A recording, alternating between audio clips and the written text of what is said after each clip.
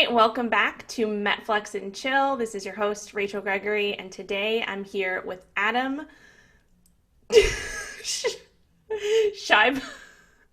Schaeuble. Please say your last name for me. Schaeuble. I really, really suck at this. Like, this is the second time in a row that this has happened. I was recording the other day, and I literally asked the person there how to pronounce their name, and 5 seconds later, I screwed it up. So I think I'm just going to go with letting the guests introduce themselves from now on. Yeah, So, there you go. Adam Schaeuble, what is up, my friend? How are you? Well, I'm extremely excited to be here. I am a fan of yours. I'm a friend of yours. And I got to tell you, I couldn't be prouder of just watching you dive into the podcasting space and how much success you've seen so far. So I feel like I'm kind of a podcasting uncle to you a little bit. Like we talked a lot about before you launched your show. So I'm really proud about where you've landed with this and all the momentum behind the show. And I'm excited to be here. Let's talk. Yeah, I'm super excited to hear. And I just want to thank you, from the start, you were there and you helped me. You really helped me kind of like get things going with the podcast. Like you were kind of the first person who encouraged me to do it. And so I'm super thankful for that and, our conversations, and you really just helped me dive into it. And yeah, so appreciate you for that. And here she is, ladies and gentlemen, Rachel Gregory. I still need to chat with you about potentially doing my intro, because you have that cool voice. I need What do you mean? a cool intro. Yeah, we'll see. We'll chat off air about that. All right, there we go. Yep. Anyway, do you want to, if our listeners don't know you, do you want to kind of introduce yourself, tell us your background, your story a little bit, and then we can kind of get into some other fun topics? Oh, yeah. So my name is Adam Schaeuble. It's a lot of vowels in the last name. You don't have to buy a vowel. There are a lot there, but it's pronounced Schaeuble, and that's why I go by the PhD on my show, The Previously Heavy Dude. And Rachel, remind me to circle back. I'll tell you the story about why that PhD thing happened. Yes. There's a good story behind this. But yeah, the PhD, The Previously Heavy Dude. The reason I am called that with my Million Pound Mission podcast is that back in 2007, I weighed 327 pounds, and I kind of an obese mindset, an obese body, an obese lifestyle, and I was not in a good place. And I turned my life around, and I decided to kind of put my foot down with that backslide of life that was happening, and decided for things to change. I needed to change. I started getting better and started implementing some personal development activities. I started doing like affirmations and, reading books that weren't the Sports Illustrated Swimsuit edition, and, all those things that good people do. And over a 5-year time span, I was able to transform my life, transform my relationships, transform my business. I lost over 100 pounds myself. But as I did that, as I went on my own journey, people in my hometown started asking me to help them, which created a business, this is back when boot camps were going crazy. So I ended up like renting space, and we did over 35,000 pounds of results in 5 years. Like I would sit every Saturday, I would weigh people in for 2 to 3 hours. I'd have a line of 100 people every Saturday plus. Wow. And I spent on single person. It was just first come, first serve. And I would track all that weight loss. And it's funny because we were across the street from a McDonald's who has, they're famous for the sign, like over 1 billion served, whatever. I'm like, we're going against McDonald's. So I created the ticker sign on our side of the road. And every time we lose another 1,000 pounds, I'd update it, which wasn't cheap, but I just felt like that was our battle that we were in. And yeah, we did 35,000 pounds in 5 years. And we kind of leveled up that challenge with the podcast, with the Million Pound Mission, where people listen to the show, they get healthier, and they can donate those pounds with no barrier of entry on the website. And we're like dangerously close to 60,000 pounds. So I'm hoping to inspire a few folks that maybe donate a few pounds my direction out of your audience here today. That's amazing. That is so cool. I love like just your mission in general. And so the Million Pound Mission, that is like, that's obviously the name of your podcast. Yeah. And that's your website too, or is it? Yeah. Okay. Yep. Yeah. Cool. So before I forget, because I'm going to forget, can you tell us the story about the PhD? Yeah. So like I've been podcasting for over 4 years now. And for those of you that don't know, like the best way to grow your show is to be on other shows that are kind of in your genre in podcasting. And get exposure to other audiences. Just like if you've never heard of me today, you're being exposed to me. And if you're interested in what I have to say, you might come and check out my show. And that's cool. So when I was first getting started, I was listening to a few shows. I'm like, oh, I know that I would rock it with a few specific ones that had big audiences.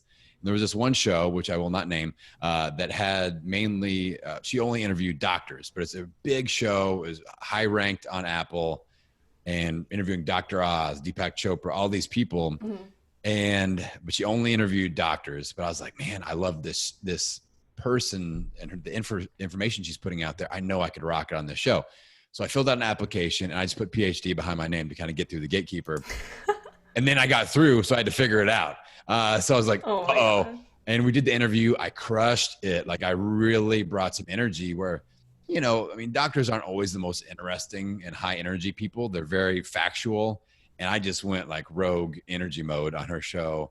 And we were vibing back and forth. And at the end, I was like, listen, I kind of fibbed on my application. I listed myself as a PhD, but that actually stands for previously heavy dude. And she died laughing. She's like, you got to come back for our January 1st episode. And I've been on it several times since. And so that's where the PhD started. And then I just started using it because my last name is so hard to pronounce and people remember PhD because it's kind of funny. That is the best story. I can't believe you did that. Yeah. And I can't believe I didn't know that story before, because I knew about the PhD because I knew when we were in Omaha, you had the hat and all that stuff. So, well, people remember it. And that's for somebody that's building a brand and in health and in low carb or keto or whatever, there are lots of experts. So if you can make someone laugh or pause or something that will make them remember you when you're on stage or your podcast, like that's what I'm trying to do there. And when we were in Nebraska, someone recognized me from my hat. It said the PhD, and they're like, let's get a picture. And I was like, Omaha, Nebraska, this is awesome. So yeah, it works. Yeah, that is so cool. And if the listeners well, we didn't talk about this, but Adam and I met in Omaha at what was the conference called again? I'm blanking. Low carb, Keto Summit Omaha. Keto Summit Omaha. At the Savage Mansion. That's where we met. The Savage Mansion. That was so much fun. Robert Sykes, who is actually, I haven't recorded with him yet, the Keto Savage. What? But he's on the schedule, so in 2 weeks. Okay. Well, actually, we were supposed to record yesterday, and then he ditched me for an emergency meeting. So he probably had to eat. He had to eat something. Yeah, probably. Or train. I got to tell it's not really a story. It's more imagery for fans of you and your show. I'm sure they probably know who Sean Baker is. Sean's like 6'8" and like 250. I'm 6'3", 230. We're in the back of Mike Mutzel's, Metabolic Mike's rental, like what it was, like an SUV, but not a big SUV. It was like a SUV sport thing. And Rachel is in between in the backseat, me and Dr. Sean Baker. And it was like a Rachel smash sandwich.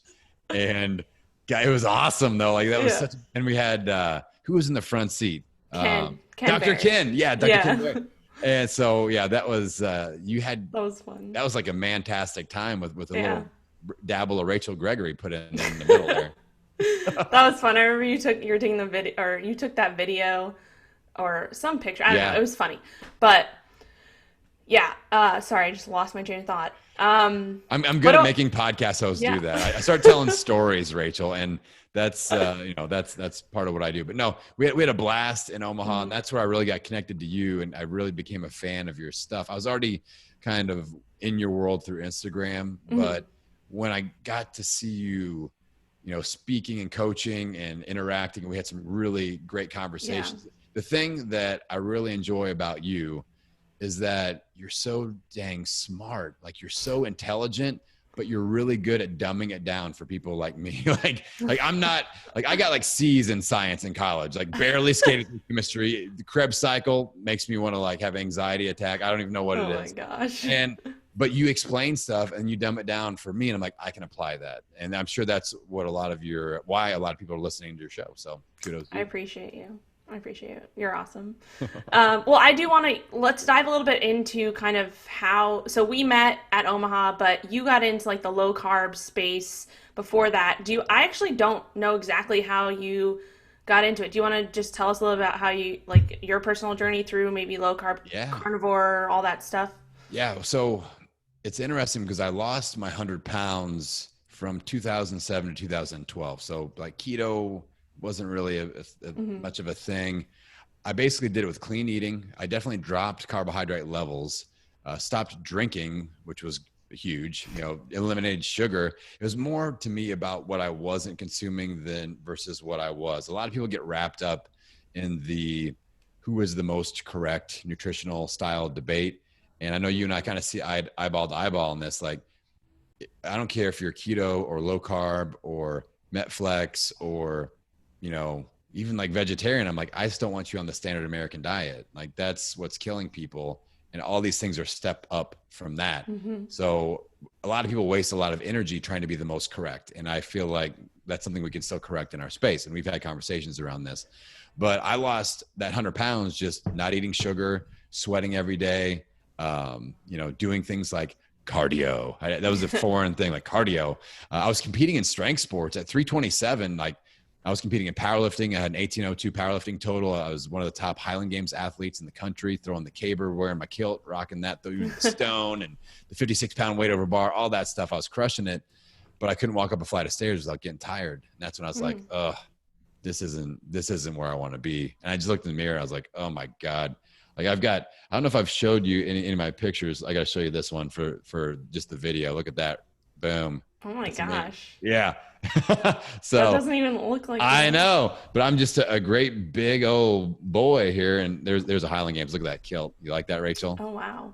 Yep. Jeez, So that looks like a completely different I person. know. So that was Crazy. 12 years ago. I look younger now at darn near 40. I turned 40 in like 3 weeks. Ooh. Ooh, happy early So birthday. that first 100 pounds just came off through good habits, really. Mhm. And that's when I became kind of just an implementation machine.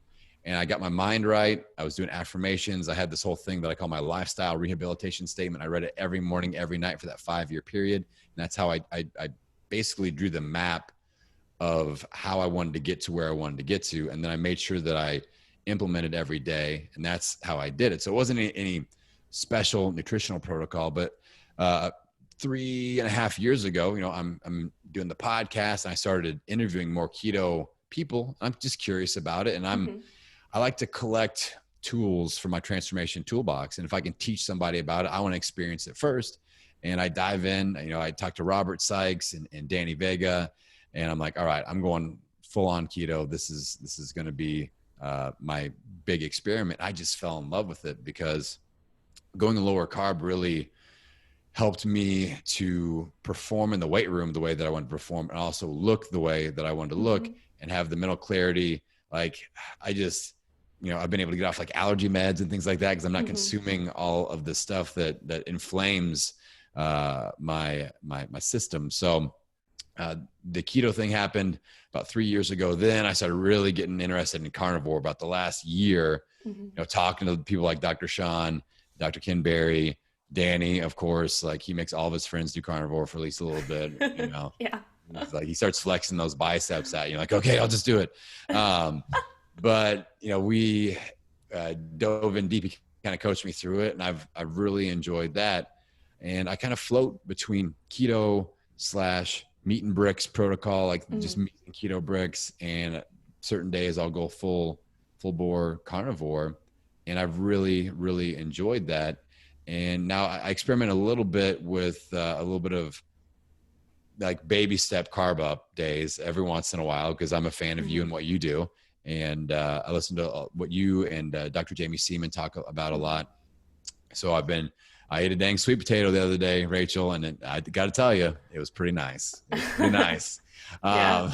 So I'm not one of those people that's like keto or die, Yeah. or I'm very open-minded about this. I'm like, all right, the right tool for the right job. If right now I need a hammer, I'm gonna grab a hammer. If I need a Mhm. screwdriver in a week, I'm gonna grab a screwdriver, because using a hammer isn't gonna work and facilitate the result that I want with a screw. So I feel like that's something, people in our space like to think stoically about life, but they don't think stoically about their nutrition. They're very like, it's this way Yeah. or the highway.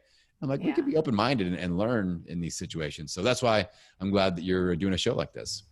Yeah, no, exactly. And that's really why I started the show, just from, learning myself and going through things and having, like, exactly what you said, having different tools in your toolbox, and not even, just with nutrition, whether it's keto, low carb, high carb, targeted keto, whatever, carnivore, but also, like you said, other tools in terms of like mindset tools and self development and meditation and journaling and, like you said, affirmations, things like that. Like, I think that is also when we're talking about transformations and, going on, whether it's a weight loss journey or a muscle building journey, whatever it is that your goals are or your goal is at that point in time, nutrition and obviously what you're doing, in the gym are super, super important, but a lot of people forget about all the other stuff. And so I love that you were talking about, you started with your mind first, and that is what built your transformation, right?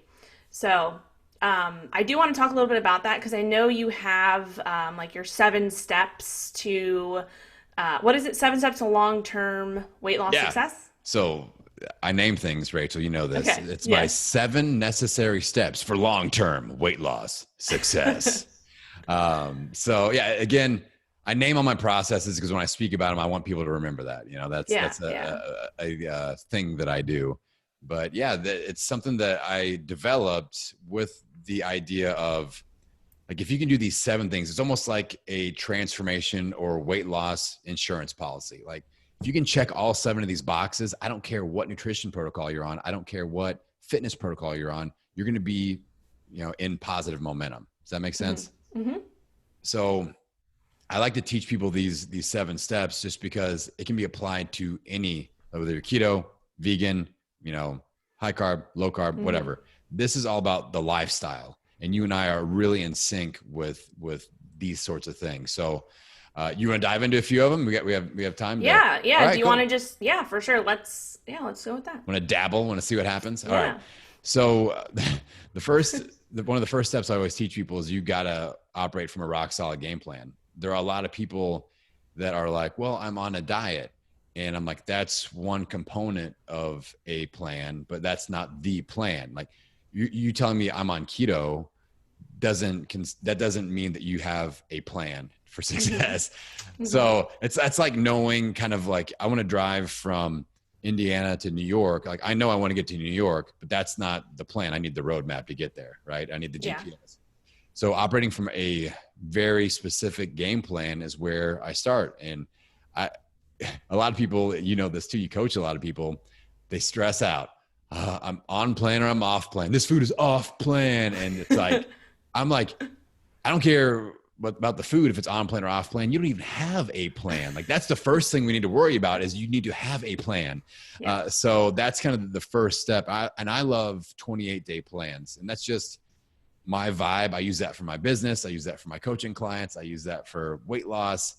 And I feel like a 28-day cycle, 4 weeks, is long enough to see a result. And if you implement correctly, you can give something an honest chance to work.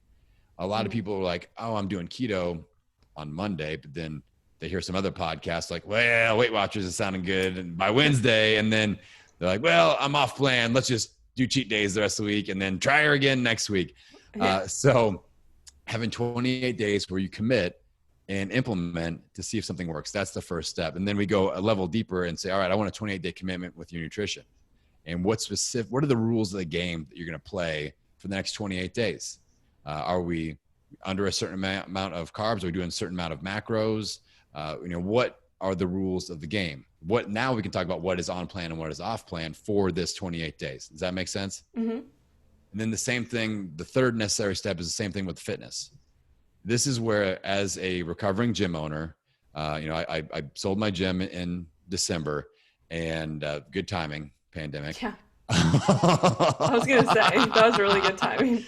I've done a lot of things with poor timing in my business, but that was not one of them.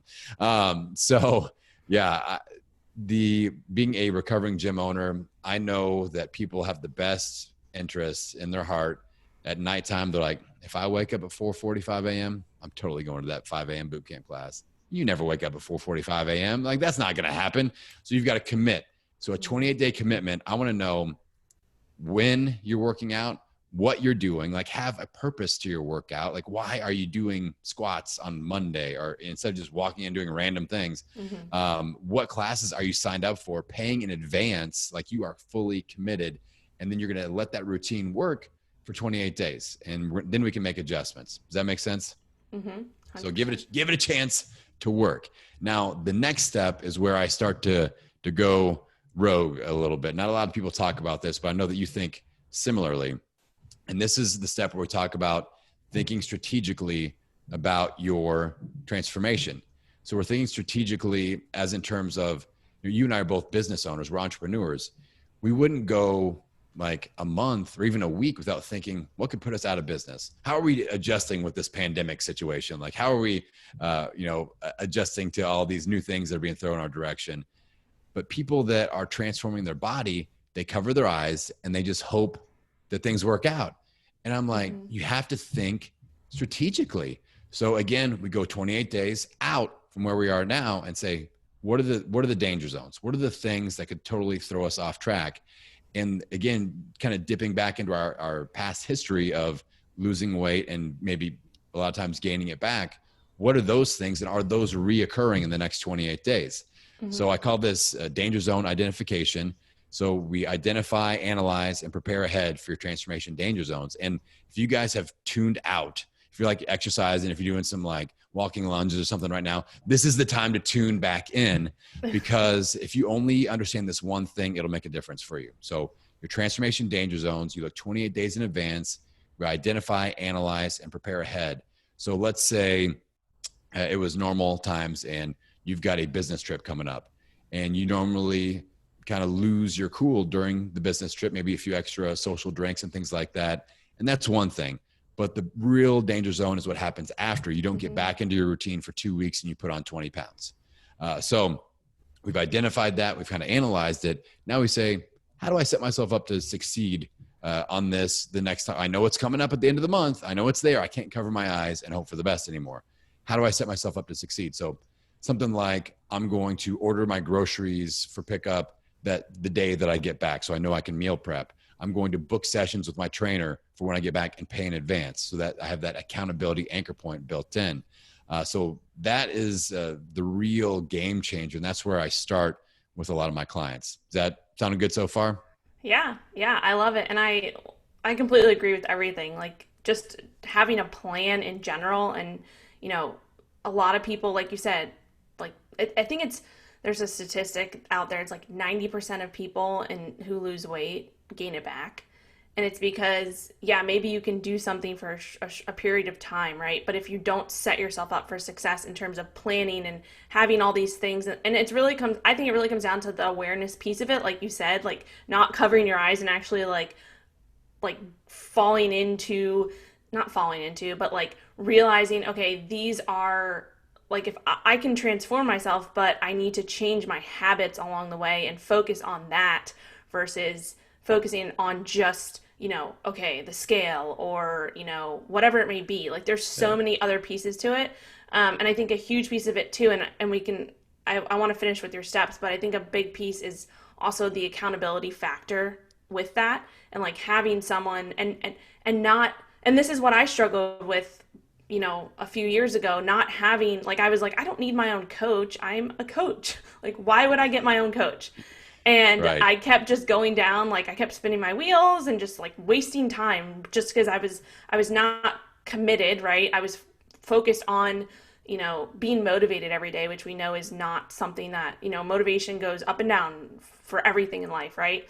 And It's not about the motivation factor, right? It's about, having discipline and then also having that accountability factor so that you can have someone who is helping you through that as well. And I think that is a big piece of the puzzle that a lot of people miss in terms of, when they are trying to set a goal or accomplish a goal or go through transformations. Like if you don't have that, like there's nothing there that's like kind of pulling you or pushing you forward. Right. That's just my opinion. But anyway, let's continue with your... This is why we're such great friends. You perfectly set me up for the next step. It's what I call accountability anchor points. All right. There we go. So you and I think a lot alike, and that's why I like you. Now, the accountability anchor points, like you said, I view it like climbing a mountain. All right. and we want to anchor on as often as possible in case we slip, right? If Mm-hmm. you have one anchor point, you're dangling, right? So, and if you don't have any, you fall and we're dead. We start over, which I didn't mean to get gruesome on you guys.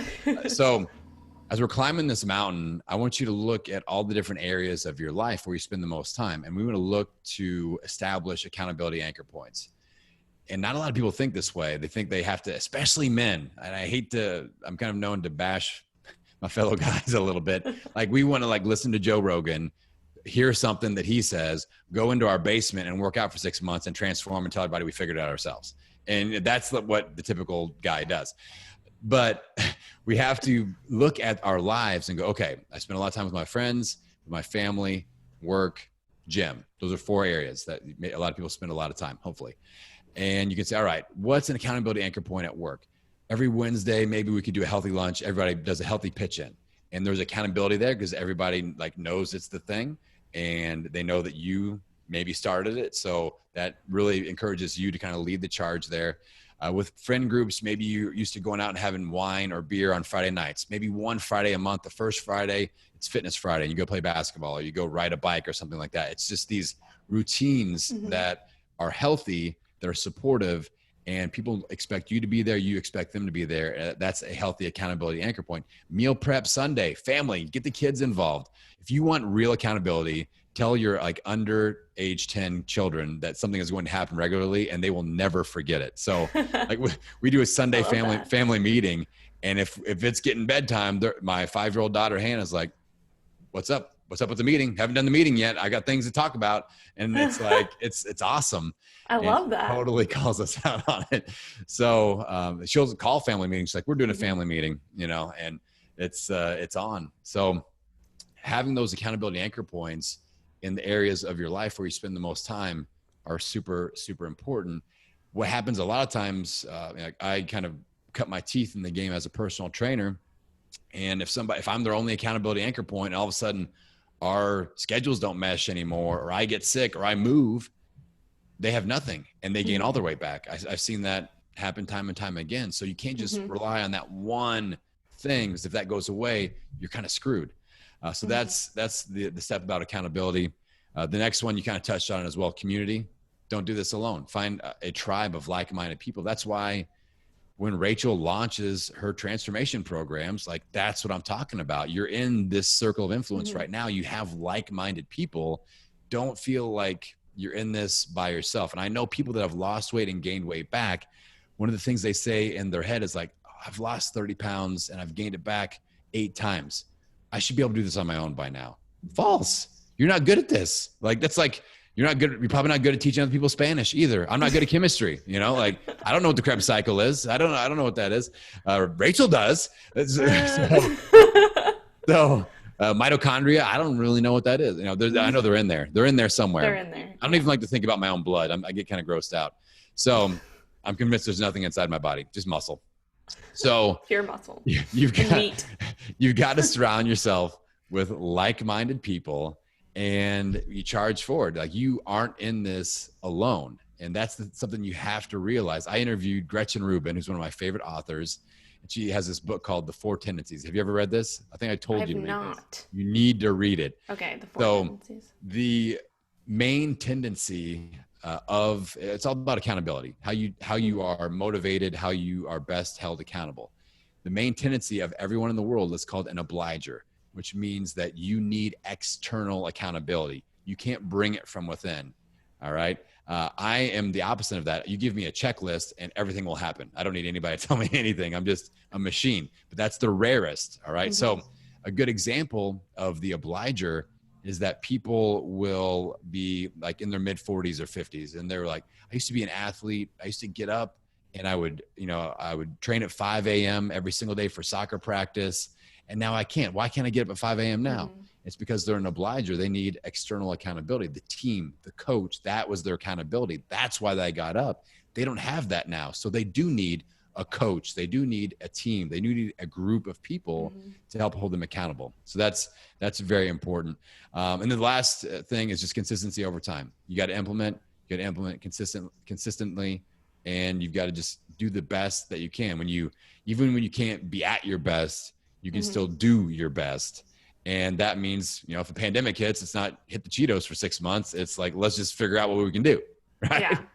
I love it. I love it. I think, and that's a big thing that, you know, I talk about this all the time, like consistency over perfection. Like no one is going to be perfect. Yeah, maybe you might be perfect and on your nutrition, on your training, on your morning routine, whatever it is for 4 days straight. Yeah, maybe. But that's not going to last. Like nobody is perfect. And so I think, and this is something that recently just, you know, I've been working with more one-on-one clients. And I think the biggest thing that I've noticed, especially over the past few months, is like, just realizing that you're never you don't have to start over.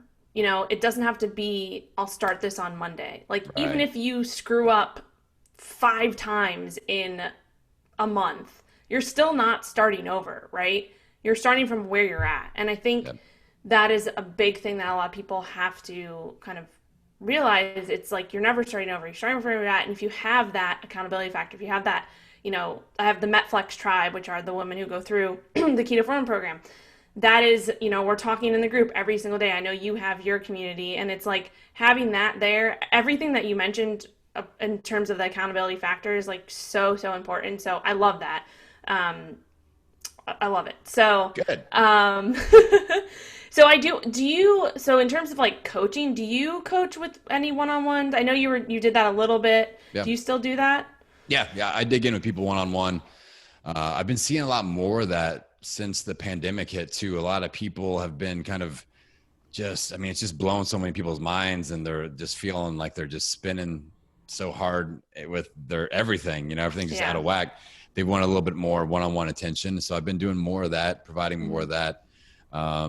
So I do one-on-one, you know, we do 28-day cycle things, and that's, we really, like I said, we dig in on the mental habits, the lifestyle stuff. And can we talk a little bit about that? A little bit more about in terms of, or like, for example, like what do you have a morning routine or anything that you do or that you have clients do and get kind of, in terms of a big thing too, obviously with COVID, is the stress management piece of things, and like not paying attention to that and not having these things that you're doing every single day for yourself, like the self-help, self-development, things like that. And that was a huge game changer when I started to do that. And that in itself helped with my transformation. And once I, you know, get clients thinking about these things and thinking about, okay, I've never meditated before, but maybe I should try it. Or it doesn't have to be meditation, but even just like, you know, doing a little bit of journaling or a little bit of affirmations in the morning or whatever it may be. Is there anything specific that you do or you have your clients do? Yeah, we can go a few different levels on this. Like, first off, just during the pandemic, I've been diving deep on Stoicism, and that's helped me tremendously. You're reading Ryan Holiday's books. All 3 of them are amazing. I do the daily Stoic journal. Just getting that mindset of we have to control what we can control and focus on that. That's been huge for the pandemic. And that's why I've had so much personal momentum during this time period where a lot of people are struggling hard, and, you know, and understandably so, but it doesn't have to be that way. So the Stoicism thing, I've been really trying to integrate that in the way I teach, the way I coach as much as possible. But one of the tools that I mentioned earlier is something that I still use to this day, that I teach all my clients. I podcast on it quite a bit, is my lifestyle rehabilitation statement. So it's kind of like goals and affirmations and action steps kind of wrapped into one. So when I first wrote this thing in 2007, I just, for the first time ever, I watched the movie The Secret, The Law of Attraction. Have you seen The Secret, The Law of Attraction? I have not, but I've heard of it. Yeah. So there's a thing called the Law of Attraction. And that was the thing that started kind of tipping my brain towards personal development and really diving deep on that and affirmations. So I mapped out all the goals that I wanted to achieve over that 5-year period. I set a date. So it was July 12th of 2007 to July 12th of 2012. That was my 5-year. And I don't know why I picked 5 years, Rachel. I just sounded like a good deal. I got to fix a lot of stuff here, so I better give myself some time. In 5 years just sounded good to me in my 27-year-old brain. So I did all my goals, and I made sure that I had a strong why behind them. And there's an exercise now that I teach that I learned from a guy named Dean Graziosi. He talks about finding your why 7 levels deep. So if you have a goal to lose X amount of pounds, we have to ask, well, why is that? And then a lot of people are like, well, my doctor told me, I'm gonna have a heart attack. Well, why is that important to not die of a heart attack? Well, I've got kids. Why do you want to be around for them? And they start to get into the emotional root of things. And having that, like, that's what's going to get you up for Adam's bootcamp class at 5 a.m. is that emotional component. It's hard to envision you being like, oh, sorry, daughter, I don't want to, walk you down the aisle. I'm gonna hit the snooze button. I'm getting my butt up, So we have a strong why behind each of the goals. Then what I did was I took my date, so July 12th, 2012, and that was my first line. It's July 12th, 2012. That was the first line of my lifestyle rehabilitation statement. And then it starts with I feel statements, or I have accomplished, or I am statements. And they're all in the present tense as if I've already accomplished it. So like I've lost over 100 pounds. I feel amazing because I'm confident in my body and how I look and how I feel. Like something like that would be one of the lines. Then I talked about, I had $40,000 of credit card debt. I didn't mention that. That kind of sucked. And I wiped all that out. So in my statement, I wouldn't allow myself to put negative words. I didn't want to be repeating the word debt over and over again. I just didn't like that. So I focus on financial freedom. So I am financially free. I am able to navigate my financial life with a low pressure environment. I feel good. I'm excited about the freedom that I've gained financially. So things like that. And I would read this and I would put myself in the moment. And the rule that I set for myself on this 5-year journey was I've got to read this out loud and really feel it every morning and every night for 5 years, or until I accomplish everything. So I accomplished everything. And so I opened up my gym. I tweaked things along the way. And one of my goals was to have a facility on a specific street at a certain size and also have a certain amount of employees. And this is a guy that is 327 pounds, circling the drain of life, setting these goals. So it's pretty cool. Yeah. I was a week late on the date that I set 5 years ago, with not really knowing why I picked 5 years. The last thing I checked off, I opened up my 8,000 square foot facility on that exact street. I had 100 people waiting for me to teach a class at 6 a.m. in the morning on July 19th of 2012, which was 7 days late because we had some sort of like zoning thing with our doors. They had to replace all of our doors. And that was why I was a week late. I'm like, you don't understand. I've been saying this for 5 years. But I didn't miss a morning or a night ever. Never, because I was worth the effort. Like I was like, I can say this. I can set my mindset. And I'll put this disclaimer out there. I'm all about the law of attraction, but you can't spell attraction without action, my friends. Like you have to go out and act in line. I wasn't just sitting in my basement going, I want to be skinny. It was like, how do I move the needle in the right direction every day, every single day? So the morning was about getting my mind right and being open to opportunities, actively looking for opportunities. The end of the day was accountability. I'd read it again and go, okay, here's the question. Did I move the needle 1% today in any direction, in any one of these goals? If I didn't, I wouldn't go to bed. I had to do something. I would do a workout. I would read a blog. I would read a book. I would meal prep. I would send an email to make a business connection. I would do something. I couldn't let a day go by without moving the needle 1%. And it wasn't about solving everything on my list in one day. It was about just feeling that self-worth. Like I am worth the effort, and no day goes by without me putting some effort in. And that's why, I did lose the 100 pounds. I did 35,000 pounds of results. I started a business. I got the facility. I fell in love, got married, got rid of all my debt, started, have a beautiful family. I created everything that I wrote down 5 years ago, but it was more about implementation than anything. Focus in, know what you want to achieve, and implement tenaciously. A lot of cool things can happen. I love that. And I love that because when we first started the podcast today, recording, we were talking about, sorry, I apologize. We were talking about the 28 days, right? Which is a short period of time. Yep. But then you had this 5 years, right? So it's like you have to have both short-term and long-term goals, right?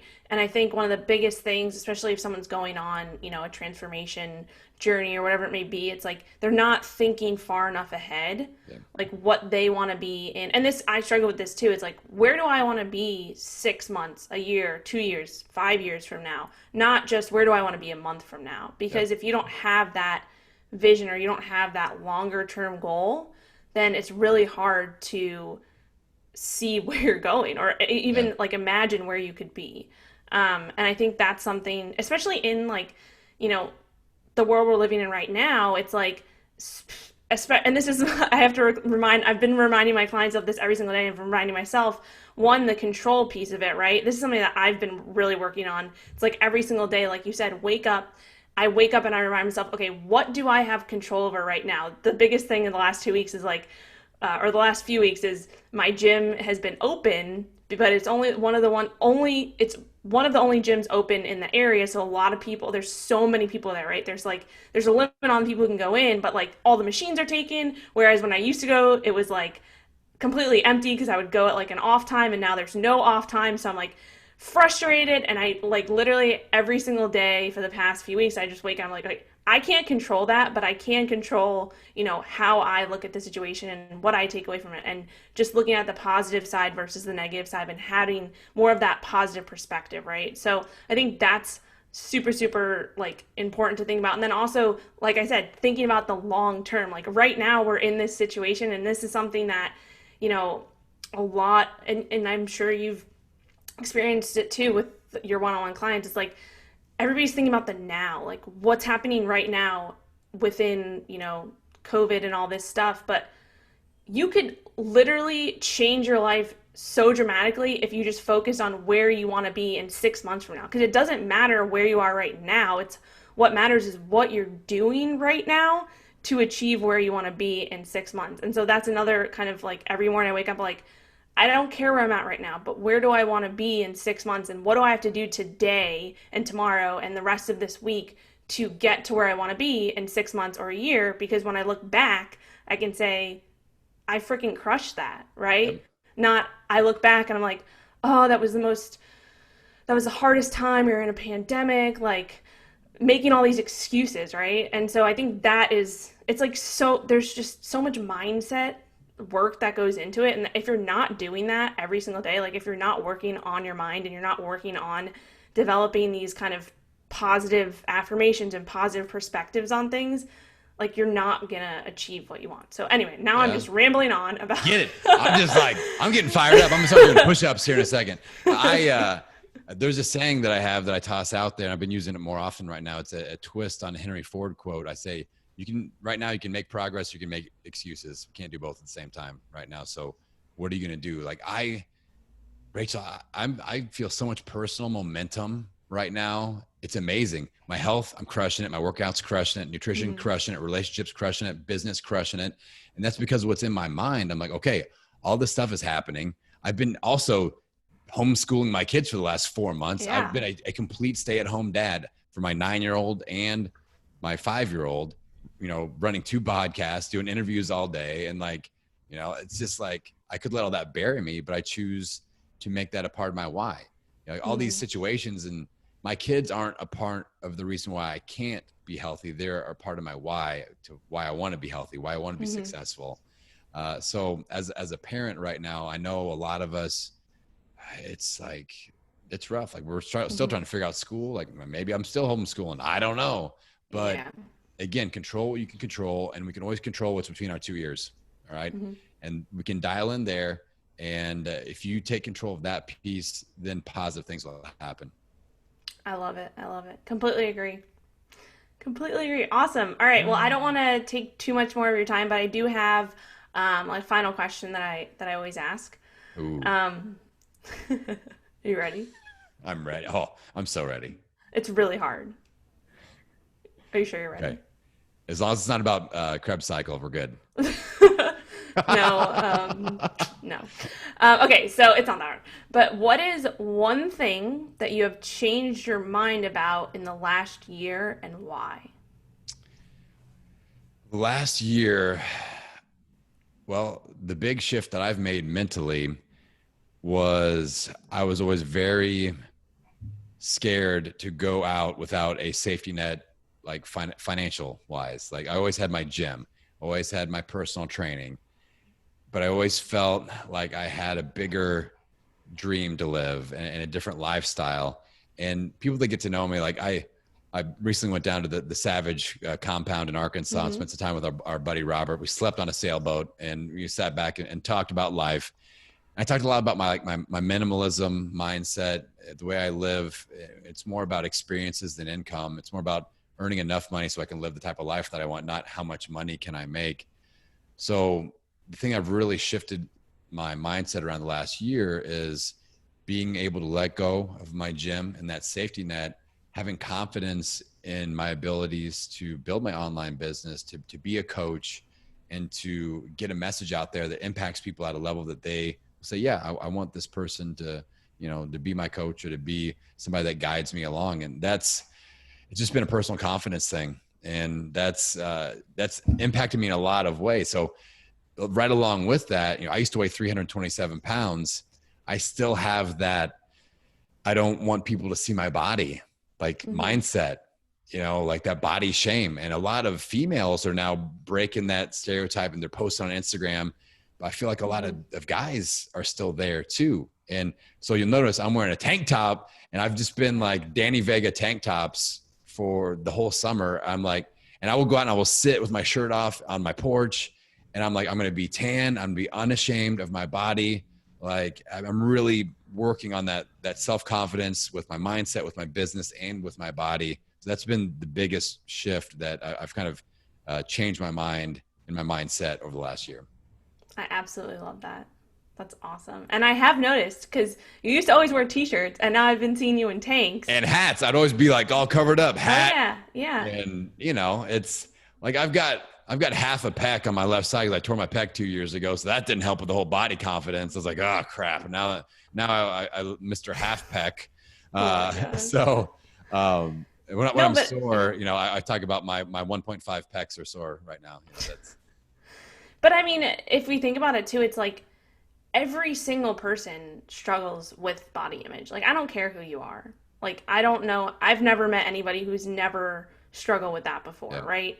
So it's like, if you know that every single person does, then that, like, in itself, it's like, we have to it comes back to mindset too, right? You have to work on, like, I've suffered with body dysmorphia, like, my entire life.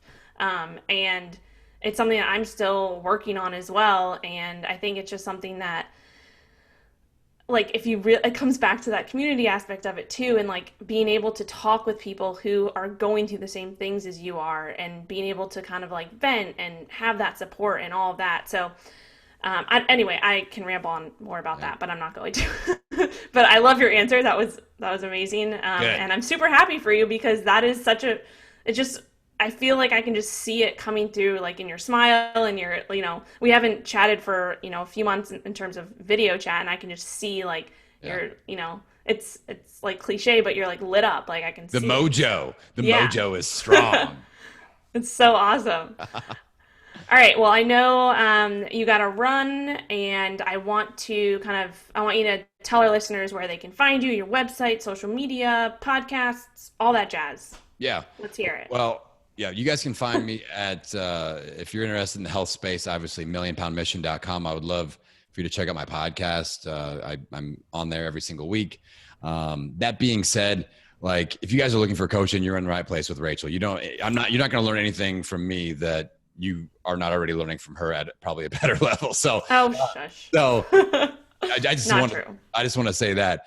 Now, I do have a side passion of my second podcast, which formerly known as Casting the Pod, but I'm rebranding as Podcasting Business School, which I'm very excited about. And that's going really well. So if you guys are healthpreneurs out there that have considered launching a podcast and monetizing, creating a business around it, like, I'm a full-time podcaster right now, and I freaking love it. And I'm kind of telling that story and helping people follow in those footsteps. So you can check that out at podcastingbusiness.school. It's a .school. I didn't even know they had a .school. I'm like, oh, this is awesome. .school. I feel like, Podcastingbusiness.school. And And then I love it. last things last year, Rachel, I have a little thing that I do when I speak on stage or when I guest on a show. I call it my implementation alarm challenge. So if Rachel and I have said anything that has really resonated with you guys here on the show today, if you're inspired to take action, I want you to take out your phone and set your alarm for 24 hours from right now. So whatever you're listening to this, whatever time it is, set your alarm for 24 hours from now and take action in line with what inspired you from what we said today before that alarm goes off. And full disclosure, you'll probably totally forget about this. The alarm will go off and you'll be like, why in the hell is my phone alarm going off at 12:52 in the afternoon? And then you'll be like, Adam. So it's kind of a sneaky trick to get people to to remember me in 24 hours. But you also remember what you're supposed to do, and then you'll take action on it. I love that. You are awesome. I think I'm gonna have to have you back on for another round because Right. you're awesome. I'll be back for like episode 4,000. Be ready. All right. Well, I will definitely link all that, and then on social media. Million Pound Mission. Okay. On the Instagram, I just launched a podcasting business school account as well. So, yeah. But if you want to dive into the podcasting world, you can dive in there. Awesome. All right. Well, I will link all of those in the show notes and on the blog and all that fun stuff. But wow, this is so awesome. I'm so glad that you were able to come on and share. I mean, I think you shared so much valuable information today. So definitely, if you're listening, set that 24-hour alarm and, follow Adam on social media. If you haven't already, check out his website, millionpoundmission.com. And you have some free stuff on there too. I know you have a bunch of resources and tools and things like that. So definitely check it out. Yep. Awesome. All right. I will talk to you soon. Thanks, Rachel. Bye.